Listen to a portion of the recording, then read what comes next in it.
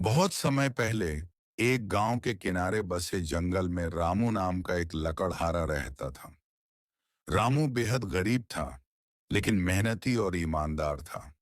उसकी पत्नी सीता अपने व्यवहार में थोड़ी चतुर और लालची थी।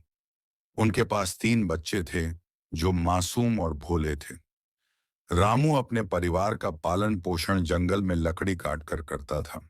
रामू की सबसे बड़ी संपत्ति थी उसकी लोहे की कुल्हाड़ी, जो उसके जीवन का आधार थी। एक दिन वह नदी किनारे एक बड़े पेड़ को काटने लगा। काम करते करते उसकी कुल्हाड़ी फिसलकर नदी में गिर गई।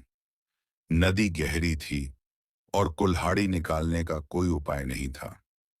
रामू के लिए यह किसी त्रासदी से कम नहीं था।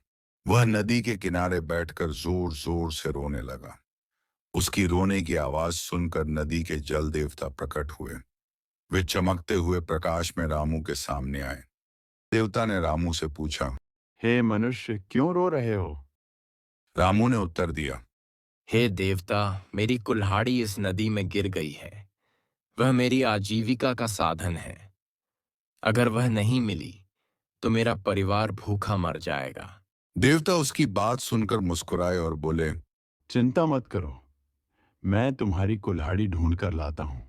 देवता नदी में डूबे और कुछ ही क्षणों में सोने की कुल्हाड़ी लेकर बाहर आए। उन्होंने रामू से पूछा। क्या ये तुम्हारी कुल्हाड़ी है?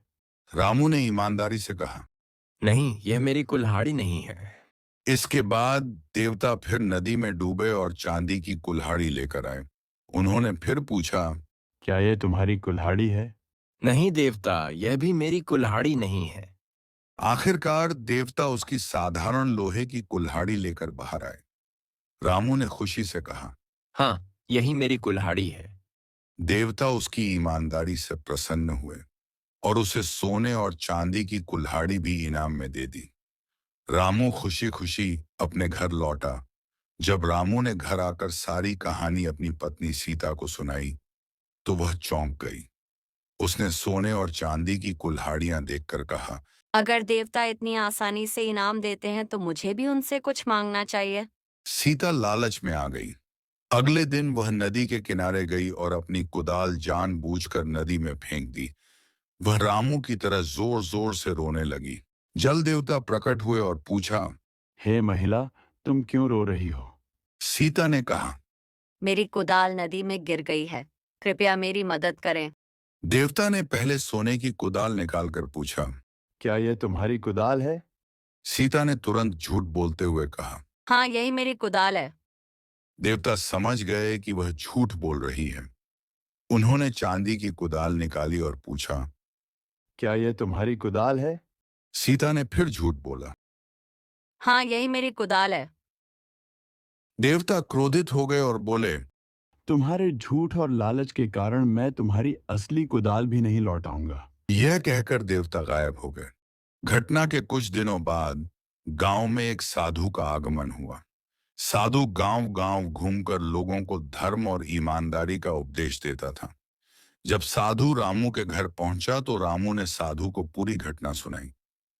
साधु ने सीता को समझाया। लालच और झूठ हमेशा विनाश का कारण बनते हैं। अगर तुमने ईमानदारी दिखाई होती तो तुम्हें इनाम मिलता। अब भी समय है, अपनी गलती सुधारो और देवता से माफी मांगो। सीता ने साधु की बात मानी और अगले दिन नदी के किनारे जाकर अपनी गलती के लिए प्रार्थना की।